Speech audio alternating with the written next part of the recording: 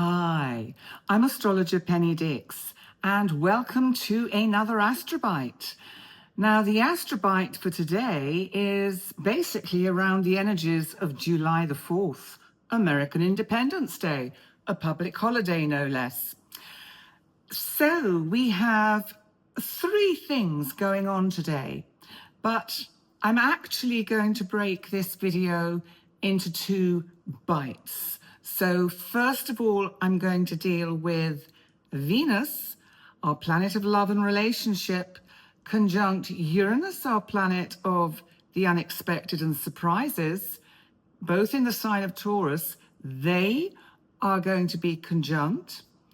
And the other energy that we have going on today is Neptune in Aries, the ruler of Pisces, stations retrograde today.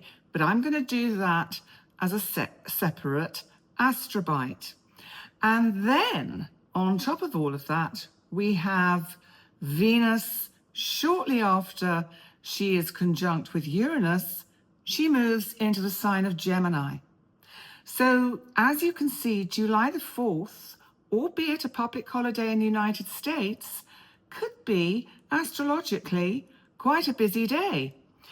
So what can we expect from this energy? Well, the chart I'm looking at, the chart I'm using, is for the conjunction of Venus with Uranus, because what makes this conjunction super interesting is that firstly, Uranus is at 29 degrees and 52 minutes. This is known as the anaretic degree of any sign. And this is Taurus. Now, Venus is also at the same degree, 29 degrees and 52 minutes. Venus also rules Taurus. So we have these two interesting energies combining together in the sign of Taurus. Venus, relationship, value, self-worth, the economy. Uranus, shocks, surprises, the unexpected, explosive energy, explosive behavior, unpredictability. In relationships, maybe. There could be some quite dynamic and unpredictable relationship behavior today. Relationships could suddenly take a very different direction today, very suddenly, either in a positive way or just they end as suddenly as perhaps they began. So Venus, remember, rules Taurus. Uranus, of course, rules Aquarius. Now, Taurus is fixed energy. So if this is a relationship issue, no one is going to want to budge. Both sides are going to say, no, I'm right about whatever it is that might be in dispute. So if you don't want a relationship to that has perhaps been faltering to suddenly split up on the 4th of July, then I suggest you take it easy, breathe, take a few steps back, and just wait. Wait for this energy to pass, and wait for Venus to move into Gemini, which she does later on the 4th. Now, when she moves into Gemini, she will immediately be in an air sign, a sign of communication, a sign where she can express her feelings much more freely and openly and intently. So if any relationship discussions need to take place on July the 4th, then later in the day is probably better, much later in the day. Whether you are in Europe or whether you are in the United States, South America, or Canada. And if you are in the Southern Hemisphere, in Australia and New Zealand, then these energies will be still there, but it'll be earlier in your day and evening. So just bear it in mind. But if we look at the event chart, it's quite interesting because Chiron, our wounded healer, who interestingly also goes retrograde in July, in Aries, is conjunct the descendant of this chart. Let me explain. There is something here about the desire and the need for relationship healing.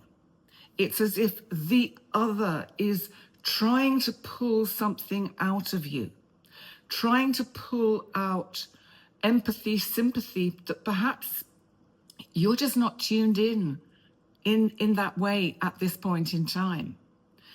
And so it can leave the other feeling very much out on a limb and on their own. And of course, this can provoke things because the moon is in Scorpio. And so when the moon is in Scorpio, then deep things come to the surface. Secrets get revealed.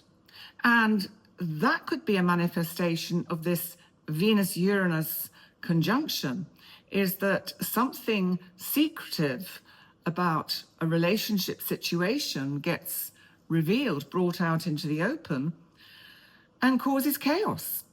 So there are lots of permutations to it. I think the important thing to remember is it is a short transit. It's only going to be there. We're already building up to it in the few days that lead up to the 4th of July. However, because they're both at this anaretic degree, this final degree point, and nearly to the final minute of Taurus, it emphasizes their energy. It underlines it. And so it just makes it more powerful and more significant. But what else could we expect with Uranus conjunct Venus? Because, well, of course, in the United States, the financial markets and the stock markets will be closed. But in Europe and in the Southern Hemisphere, in Australia, then actually the markets will be open. So we could see sudden shifts and changes and twists in the fortunes of the various stocks, shares, and economies. Because it is Uranus, it is, whoop, we didn't see that coming. It's surprise, it's shock. And Venus, remember, also is about value and it's about money, which is why I bring in about the markets. So the effects of this Uranus-Venus are amplifying anything to do with the economy. So we may see certain shifts, changes that are unexpected, and that could be positive or negative, depending on perhaps what else is around in the news. But it'll certainly cause a bit of a stir and disruption.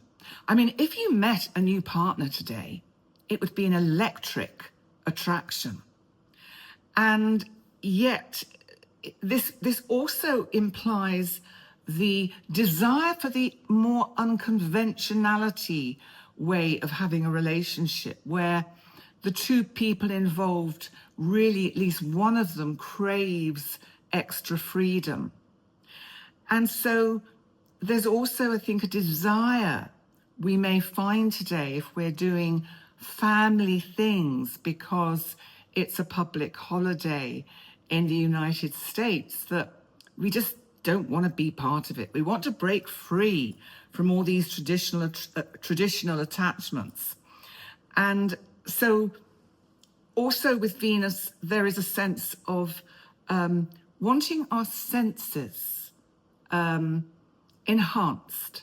So we will look for something a little bit more unusual in taste or smell or in touch, in feel. So there really is this sort of correlation of the sensuality of the planet Venus and everything it symbolizes, and the planet Uranus, which says, whew, I'm just going to throw everything up in the air. So, in summary, disruptions to familiar situations. Relationships can change suddenly. Beginnings or endings can be abrupt. we might find we're drawn to unusual experiences or art forms or music to pass the time. And this is not a day to stay firmly rooted in your comfy chair. It may also be a good day to buy a lottery ticket, because I know we can't all win. However, the energy of Venus conjunct Uranus could see really, something happening, doing quite well. So that could be very important.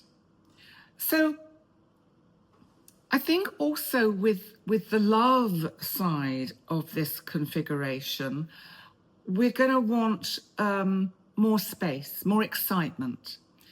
And this is not the best energy, for instance, to say, oh, should we move in? Should we settle down? Those words will be an anathema to the other person. They will go, oh, I don't think so. I like it the way it is, thank you very much. In fact, a little bit more freedom would be even better. So if you've got designs on that, this is not the day to push for it. So what might we expect on a global level? We can see with this energy, we might see fashion companies coming out with innovative, interesting new designs, and currencies and crypto tech-based monetary systems may come to the fore more. And the other thing, because of course Taurus is the land and agriculture and food, is Uranus can bring sudden disruptions to the transport of foodstuffs and, the traditional corridors of where our goods get transported may get temporarily disrupted. So I think we have to guard against being rebellious for rebellion's sake. We may find we are or easily have our buttons pushed on the 4th of July. And this can cause a real sense of instability in our situation, our relationships, our families. And we may find also that we just don't want to engage on too deep a level. So what is the best way to handle this energy? I think we have to be more flexible, because remember, Taurus is fixed. And if it is a relationship issue that is coming to the fore, and that can be in friendships, business relationships, it's not necessarily a significant love relationship, but allow these situations to evolve in their own way, in their own time. And I think it's about, allowing more flexibility into this rather fixed energy with fixed ideas about how the relationship will proceed. And respect everybody's wish for freedom and space. That would be a really good way to handle this energy. And maybe actually just do something completely different today. If you've never tried to paint a picture, try painting one. If you've never, can't think of anything else, but whatever it is, redecorate, change the furniture around in your home. Do something that is innovative and new. Change your hair, change the way you dress, pull out a new outfit. So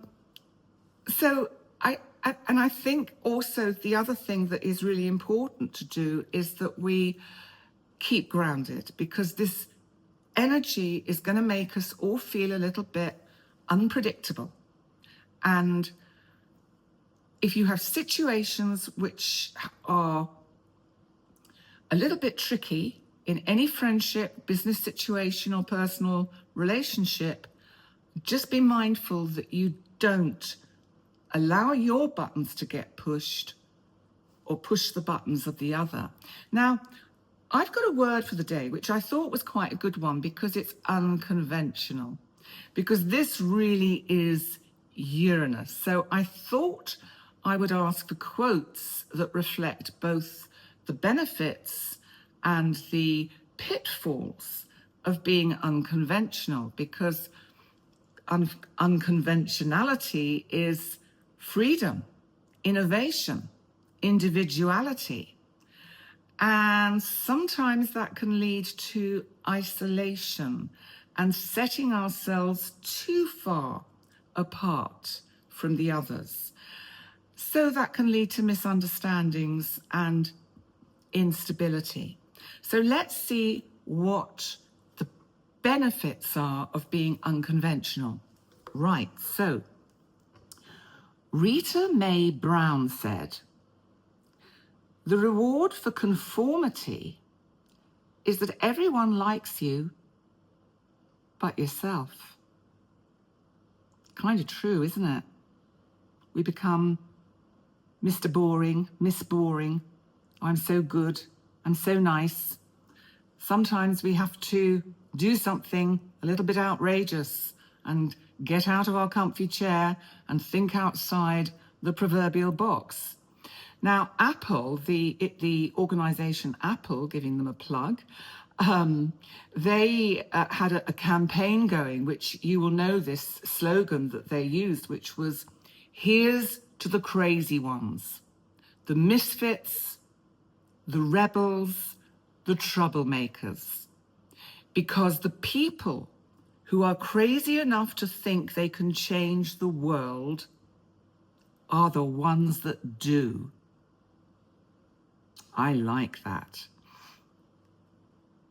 William Faulkner said, "You cannot swim for new horizons until you have courage to lose sight of the shore." And that really is pushing us out of our comfy chair.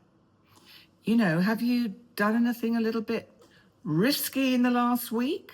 Because, you know, sometimes it's really good to push ourselves every day. I remember, I think it's in Alice in Wonderland, where she says she always tries to do something frightening, at least one thing before breakfast, to do something that she can't do before breakfast. And it's something like that. Lewis Carroll wrote it, so if you want to check it out, Alice in Wonderland or Alice Through the Looking Glass. But, you know, an incredibly profound couple of books that Lewis Carroll wrote in those two books. And Ralph Waldo Emerson said, "To be yourself in a world that is constantly trying to make you something else is the greatest accomplishment." And someone called Dr. Albert Zent Georgi said, "Innovation is seeing what everybody has seen and thinking what nobody has thought." Well, sometimes we see it and we don't say it, but saying it is sometimes what we have to do. But what about the pitfalls of being unconventional? Well, there's an unknown quote here, which is, "If you're always trying to be different, you might forget how to be real." And Chris Jammy said, "Being eccentric is not synonymous with being wise." And that is true. Henri David Thoreau said, "He who walks alone may start today, but he who travels with another must always wait until the other is ready." Dave Willis said, "Don't try to stand out by being weird. Stand out by being real." And that, I think, is very much what counts in these situations. And finally, we have a quote from Steve Jobs, which is, sometimes when you innovate, you make mistakes. It is best to admit to them quickly and get on with improving your other innovations. Well, that's true, isn't it? Good old Steve Jobs. Well, on that note, enjoy July the 4th and Independence Day. And remember to like, comment, and subscribe. And check my website check my website out if you would like a session with me. So that is Penny. Can't speak. Uranus has got me. Penny@pennydix.com. And the email is penny@pennydix.com. The website is pennydix.com. So on that note, take care. I'll stop wittering and I'll see you all again soon. Bye for now. Bye.